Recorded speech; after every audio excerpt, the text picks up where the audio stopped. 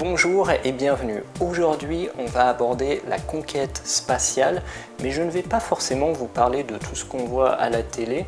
Je vais aborder Mars en particulier et la conquête spatiale en général sous un angle beaucoup plus large et je vous propose de regarder ça ensemble. Je suis Luquet, je vous aide à préparer le DALF C1 ou le DALF C2.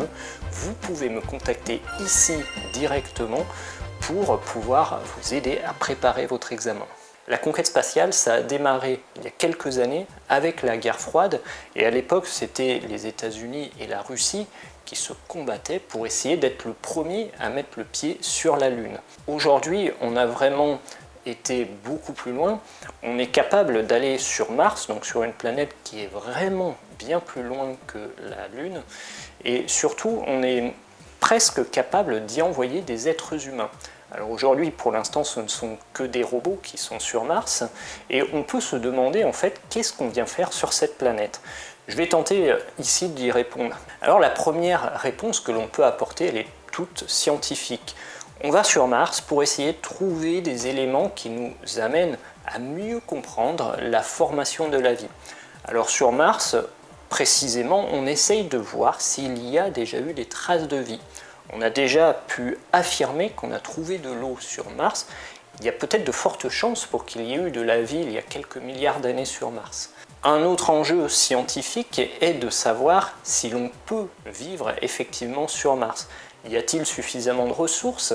Y a-t-il des conditions suffisantes pour pouvoir amener des êtres humains à se développer sur cette planète?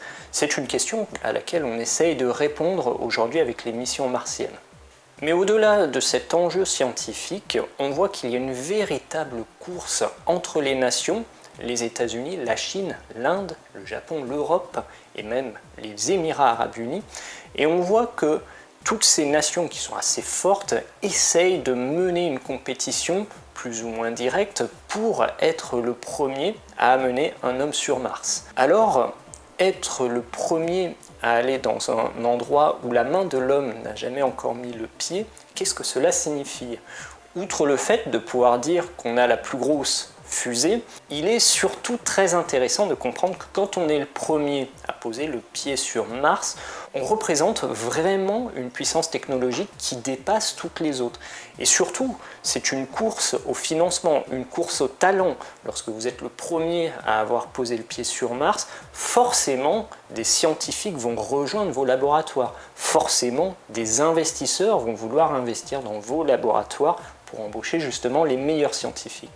Et c'est tout cet engouement qui fait qu'on a un mouvement aujourd'hui qui est de plus en plus proche de Mars et qui essaye de construire ce projet. Et la nation qui posera vraiment le pied sur Mars en premier disposera d'un avantage considérable face aux autres. Finalement, on voit la recherche scientifique, elle n'intéresse pas uniquement Mars, elle intéresse également tout ce qui se passe sur Terre.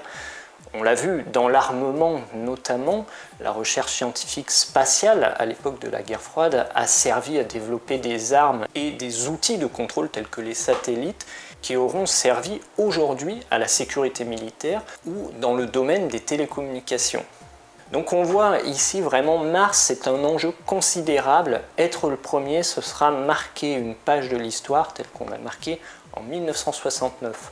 Au-delà de cela, on pourrait se poser la question également, si on va sur Mars, qu'est-ce qu'on fait légalement? Qu'est-ce qu'on a le droit de faire? Il n'y a pas de mairie, il n'y a pas de gouvernement sur Mars aujourd'hui. Et les nations entre elles, par le biais de l'ONU, ont proposé de ne pas pouvoir s'approprier les biens spatiaux. Autrement dit, un pays ne peut pas privatiser une planète ou un astéroïde. Quelque objet qui pourrait se trouver dans l'espace ne peut pas être privatisé.